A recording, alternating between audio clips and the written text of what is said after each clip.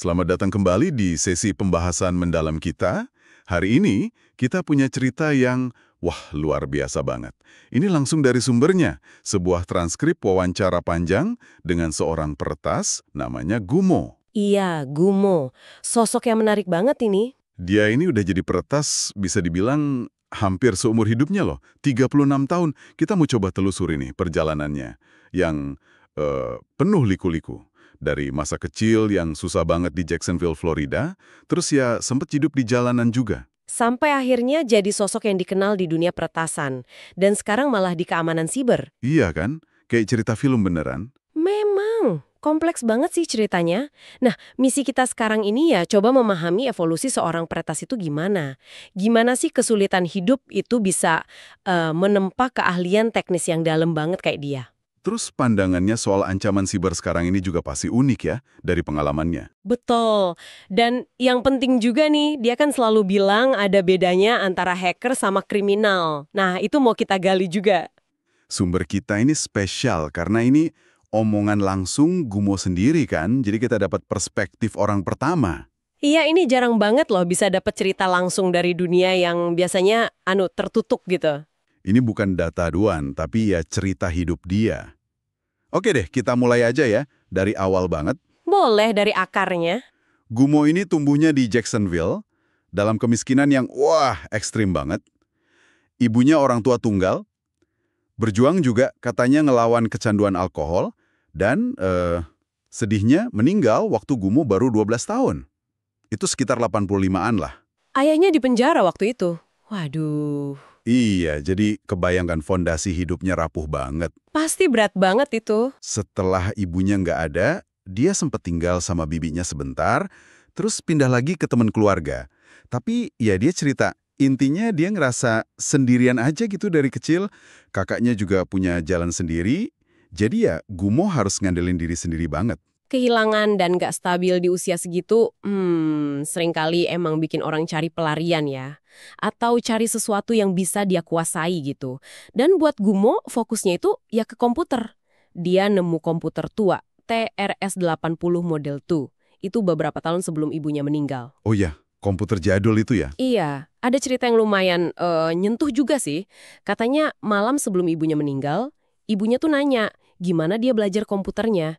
Gumo ngaku dia bohong, bilang baik-baik aja.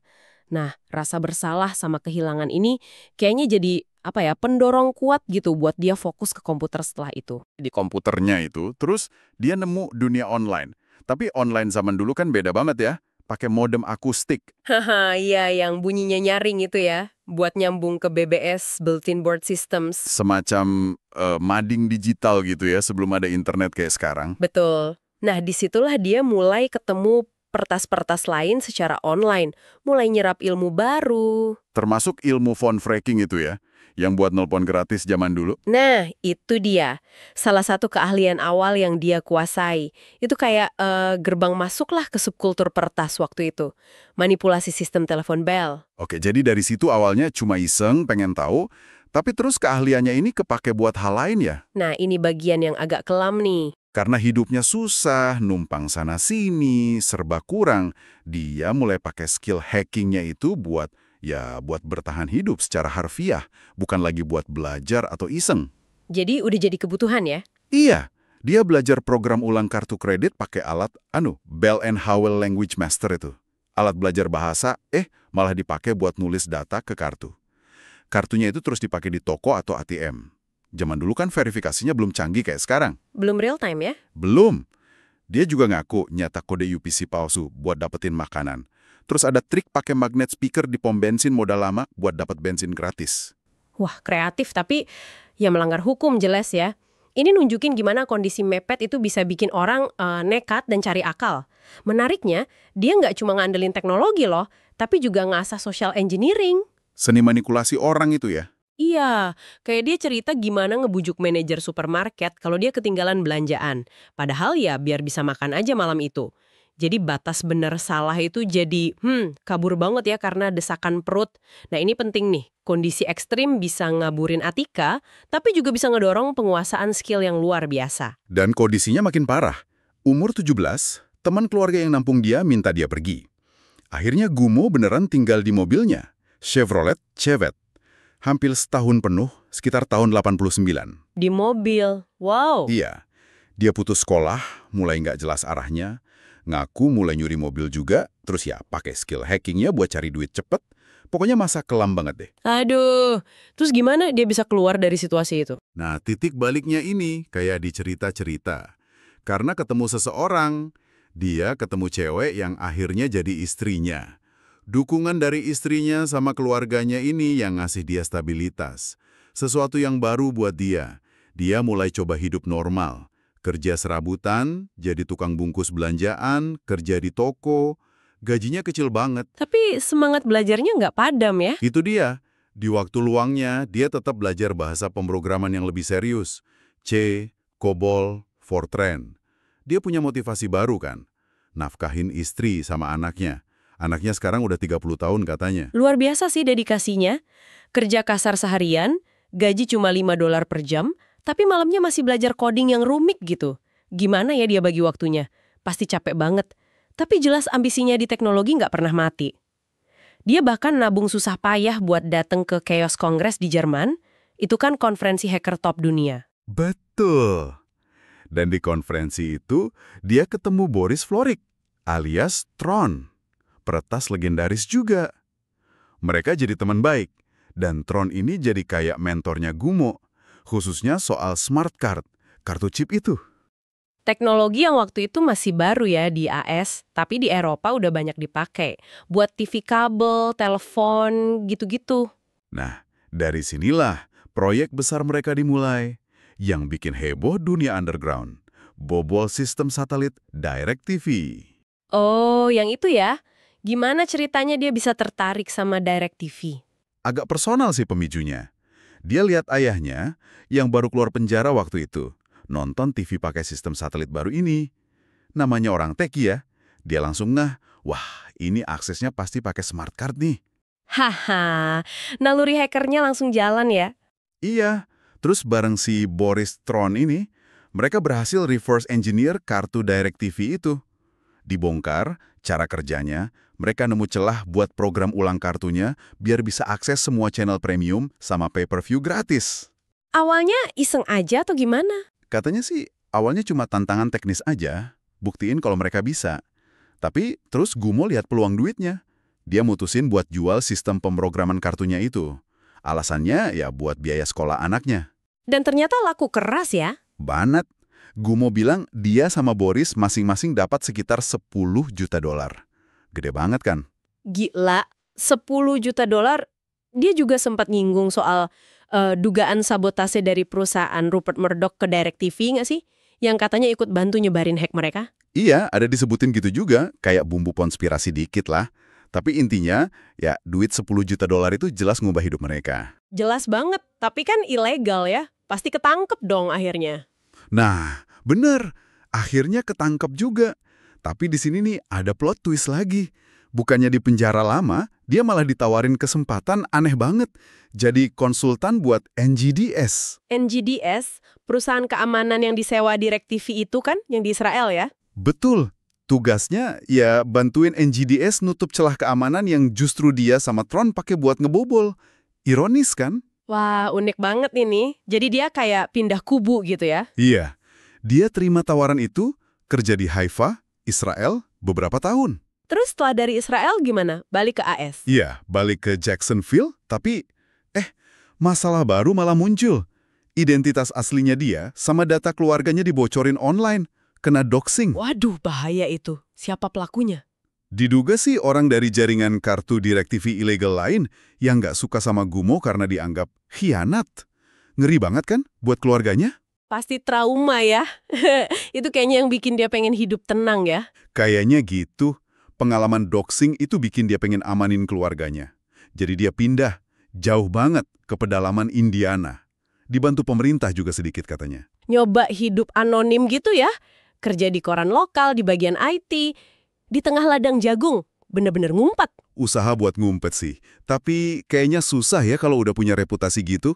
Ada kenalan bisnis di Indiana ngundang dia ke Chicago buat kasih saran teknis. Di sana malah ketahuan lagi siapa dia sebenarnya. Terus gimana reaksi orang di sana? Takut atau gimana? Justru kebalikannya.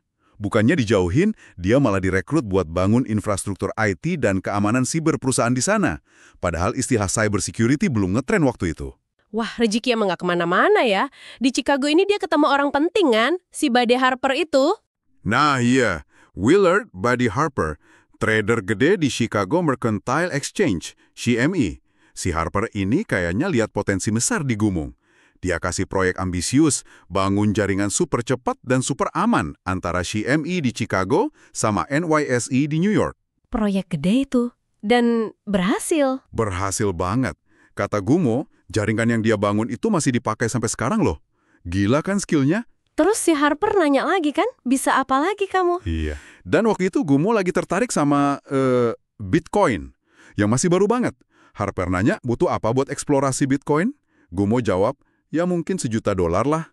Dan Harper langsung kasih tunai dari lemari arsip. Ini beneran? Beneran, kata Gumo gitu ceritanya. Harper buka lemari arsip, kasih $1 juta tunai. Kayak di film kan? Gila sih, percaya banget ya si Harper ini. Dengan modal itu, Gumo bangun superkomputer pertamanya buat nambang Bitcoin. Dan hasilnya, sukses besar kan? Sukses banget. Dia sampai bangun 4 superkomputer totalnya. Dalam waktu sekitar 1,5 tahun, dia berhasil nambang hampir 80.000 Bitcoin. 80.000 Bitcoin. Waktu harganya masih di kisaran $200-300 ya? Iya, coba hitung aja sendiri.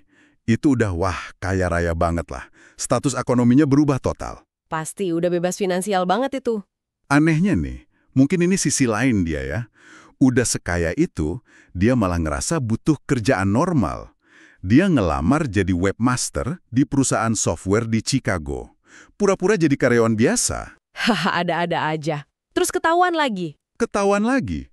Skillnya terlalu kelihatan kayaknya. Akhirnya malah diminta pimpin divisi keamanan siber di sana. Tapi akhirnya dipecat juga kan dari situ? Iya, ironisnya gitu. Konflik sama pemilik perusahaan katanya. Jadi ya naik turun banget hidupnya. Dari semua pengalamannya ini, pandangannya soal keamanan teknologi sekarang pasti tajam banget ya? Banget. Dan agak bikin merinding juga sih peringatannya. Pertama, dia bilang smartphone kita ini yang kita pegang tiap hari, itu komputer portable yang rentan banget. Dia ngaku pernah pakai exploit di iOS, celah keamanan gitu, selama bertahun-tahun. Exploit buat apa itu? Buat ngedap telepon, baca SMS, email, lihat semua aktivitas di HP target. Dari jauh, ngeri kan? Wah, jadi pesannya jelas banget ya. Hampir semua alat yang ada chipnya itu bisa dieksploitasi. Ponsel, mobil, GPS, semualah. Privasi di era digital ini, kata dia, cuma ilusi. Bener, data kita katanya dijual terus. Kredensial Wi-Fi, data silsilah dari situs kayak Ancestry.com, wah macem-macem deh. Ini pelajaran penting kedua nih kayaknya.